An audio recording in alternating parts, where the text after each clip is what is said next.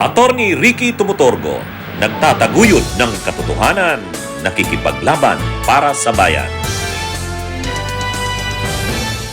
Chair will now make its ruling. The impeachment court will now resolve the prosecution's renewed request for the issuance of subpoena ducis tecum dated July 6, 2026. You may seat, counsels. Binasa ni Presiding Officer Chis Escudero yung desisyon. Mahaba. Mahaba yung desisyon kasi kailangan mong ipaliwanag. Kailangan mong sagutin yung ganito eh. Ay di ba nag-present ng arguments ang prosecution sa kayong defense? Tapos nagbaba ng desisyon ang presiding officer. Sa desisyon ng presiding officer ni Chis Escudero, pinaliwanag niya ang sagot. Ano muna ang desisyon? Sabi niya, granted. Granted yung motion na isumpina ang bank records. Granted ang motion na isumpina ang tax records. Granted ang motion na isumpina ang AMLAC records. Tapos pinaliwanag niya yung basihan. Bakit pinagbigyan? Bakit yung mga argumento ng defense ay hindi sila nakumbinse? Kumbaga, may argumento ang defense pero isa-isa yun na sinagot ng presiding officer. Nag-cite si presiding officer Chis Escudero ng mga applicable laws, applicable na provisions ng Constitution, at saka mga desisyon ng Korte Suprema. Ang suma total naman mga kabunyog, ang sinabi lang naman ng impeachment court, sa pamamagitan ng presiding officer, kung sa mga investigasyon ng Kamara o ng Senado, sa investigasyon ng Kongreso, pwede mong isumpina ang mga records ng AMLAC. Sa investigation in aid of legislation nga, pwede. Bakit sa impeachment hindi? Yun mga kabunyog, mga kababayan. Kumbaga, madidefeat ang purpose ng impeachment. Ang impeachment ay pagpapanagot. Ano ba ang impeachment? Pagpapanagot sa mga opisyal ng bansa, matataas na opisyal na pinaniniwalaang may nakumit na mga katiwalian, korupsyon, o mga impeachable offenses. Ngayon, para mapanagot yan, kinakailangan ang impeachment court ay may power na isumpina yung mga yan para malaman ang buong katotohanan. Noon sa Justice Committee, nang nagkakaroon pa lang ng hearing sa Justice Committee, maraming beses na sinasabi, walang kapangyarihan ang Justice Committee na magsumpina.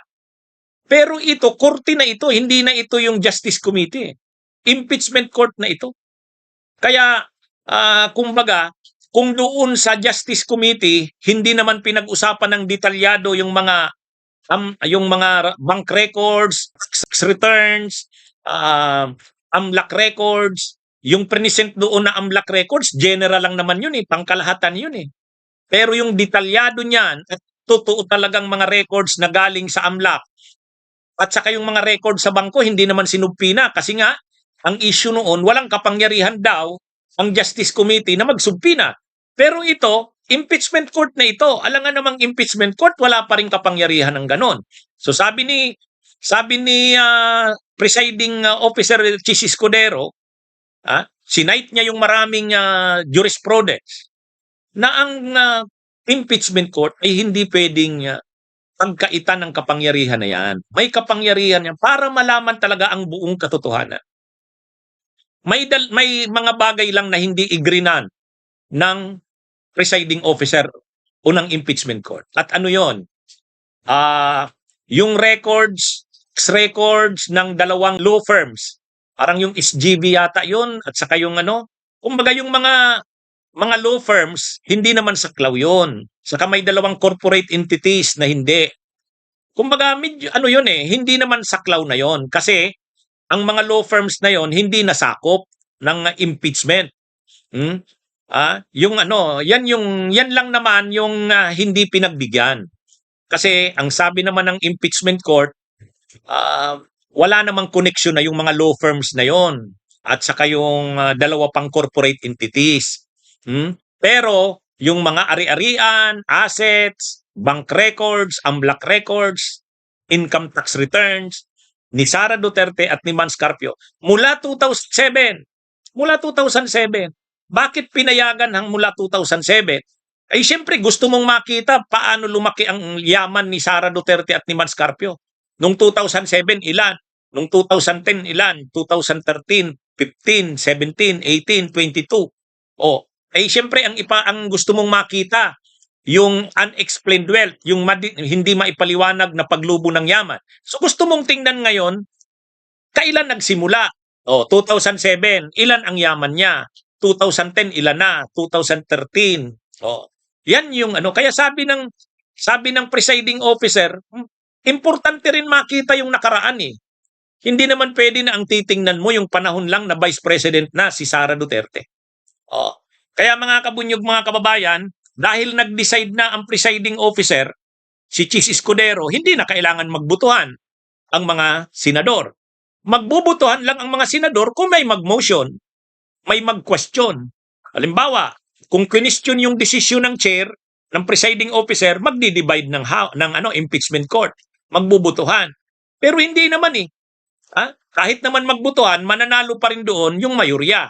At ang mayorya naman, talaga namang pabor sila na isumpi na ang mga bank records, AMLAC records at income tax returns. So yan mga kabunyog, mga kababayan.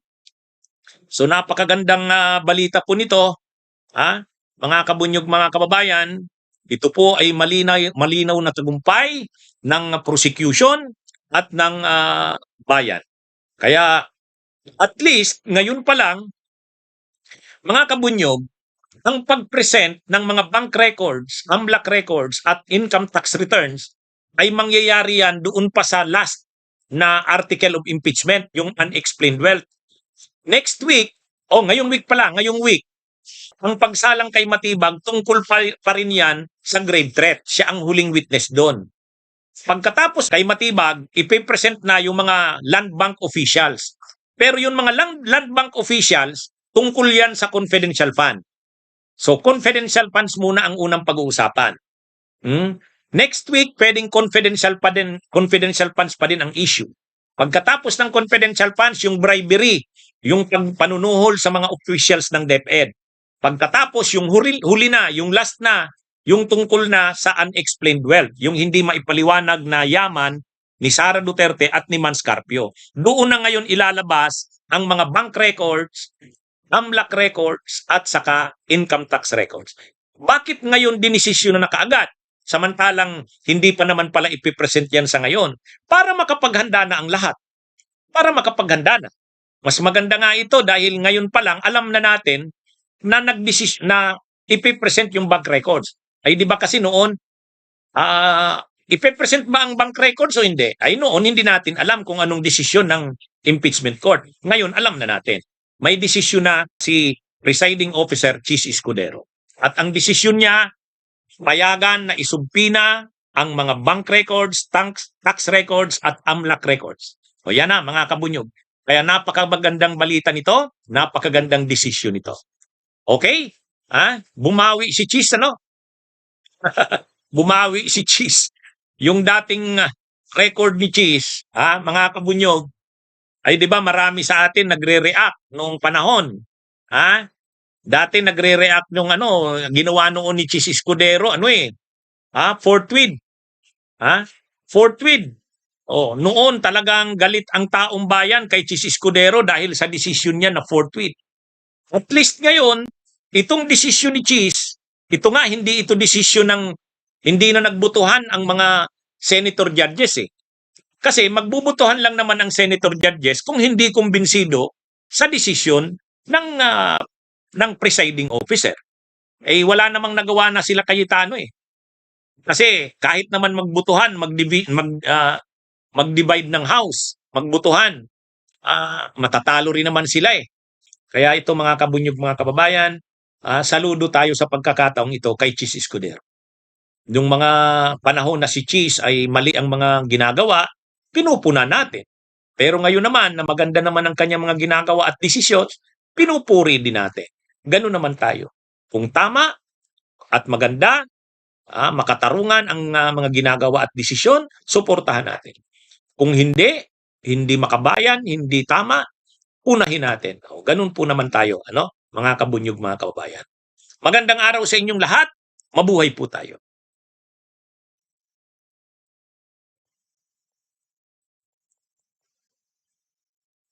Bunyog, halikan na kasama ka.